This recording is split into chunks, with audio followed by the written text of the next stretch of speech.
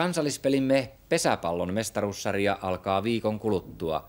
Pitkästä aikaa nähdään miesten ylimmällä sarjatasolla joukkue Riihimäeltä. Pallonlyöjät ryhtyy puolustamaan seuran kunniakkaita perinteitä, onhan RPL yltänyt kerran Suomen mestaruuteenkin vuonna 1933. Riihimäen pallonlyöjillä on alkamassa 19 kausi SM-sarjassa, mutta siitä kun te viimeksi olitte SM-sarjassa, on ehtinyt vierähtää jo 14 vuotta. Vuonna 1972 oli tämä viimeinen kausi. Pelijohtaja Tapio Juntunen, mikä ero on ykkössarjalla ja SM-sarjalla?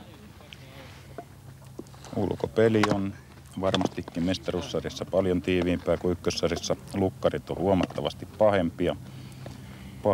Juoksujen tekeminen yleensä on vaikeampaa. No minkälaisia temppuja te olette tehneet, jotta paikka auringossa säilyisi?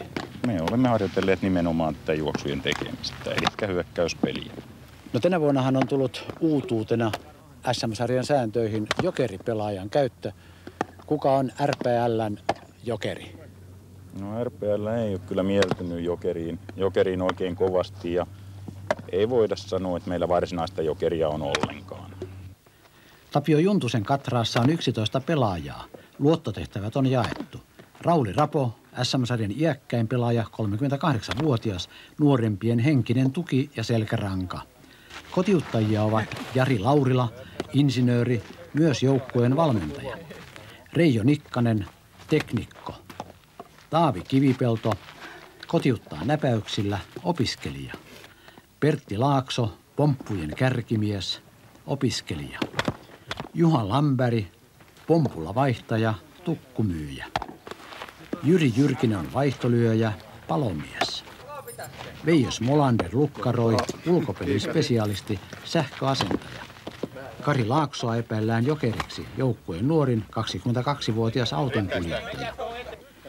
Ermo Haavisto, ketterä ulkopelaaja, lääkäri.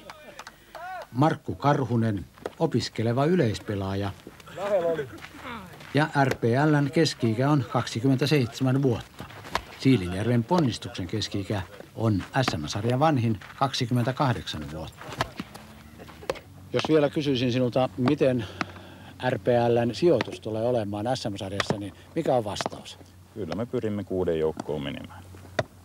Ja tämä on ihan realistinen odotus. No uskoin se me niin.